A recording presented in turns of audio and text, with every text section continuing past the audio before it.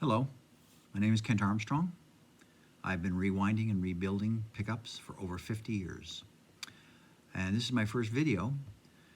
And thank you to my son Aaron, who makes pickups in England and repairs pickups over there, for badgering me all these years to finally give some of my secrets to you people out there. Today's topic was given to me by Jerry Nipper, a friend of mine in Ireland. And he has a customer who wants to be taking the humbucker cover off his pickup. Well, firstly, if you don't have the tools and you don't have the skills, don't do it. You've really got to know what you're doing with this. You could easily cut your finger off or whatever you're doing, or break the pickup. If you break the pickup, you'll be sending it to me probably to get it repaired. But I really don't need the work, so please don't be breaking them. So, the biggest problem for taking a cover off is breaking through the solder joints. And that's the hardest part of all. In most cases, in a humbucker, they've got the solder joints right along the weld here. The worst offenders are the old Hofner pickups because they used a full-length solder joint, and they're tough to get out. The best thing to do is have some incredible tools. Here's a little Dremel with like a carbide cutting wheel on it. They work just beautifully for just cutting the solder. And also, if you need to, get a 60-watt soldering iron. Nothing smaller. Anything smaller, the metal cover in itself and the base plate will just absorb the heat so quickly it'll never melt it. But if you can melt out as much of the solder as possible very carefully, be careful because it will try to run down the side of your cover, so be very careful. And I quite often use a Stanley knife, a heavy-bladed Stanley knife. And what I do is I put it on my table, and I very carefully just run it down. But run it down away from your fingers, because if you're going to slip off, you're going to cut your fingers. Again, if you're not handy with this, don't do it.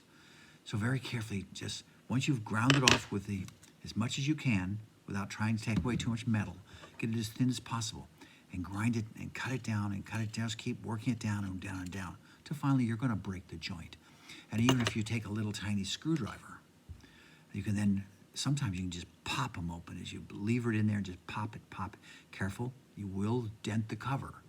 So just very carefully move it inside there, move it outside there. Now, why do people want to take their covers off? It's really simple.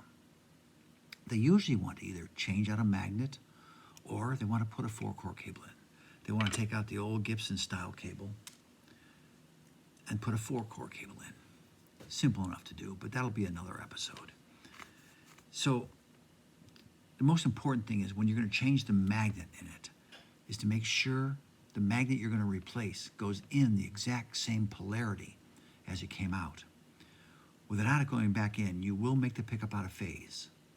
If you have a 4-core cable, that's not quite so bad because you can change the phase over by changing over the plus and minus. But remember, like poles repel, different poles attract. So when you pull the magnet out, I quite often take a little felt tip pen, and as I'm taking it out, I put little marks along the side so I know which way it came out. Then take your fresh magnet and make sure it goes in basically the same direction, repelling.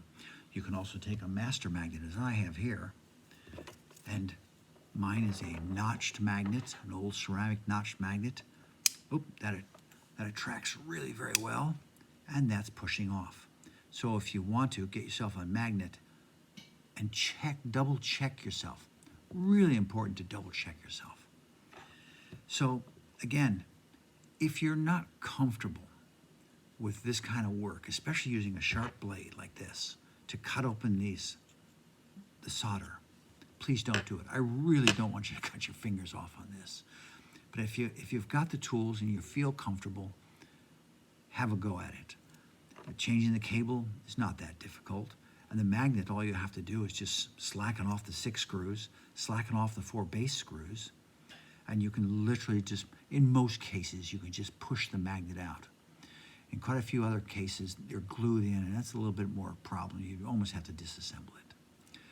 Anyway, I hope this really helps you out with your job. But again, safety is paramount. And if you don't wear glasses, you might even want to consider using some glasses. I hope you've enjoyed this.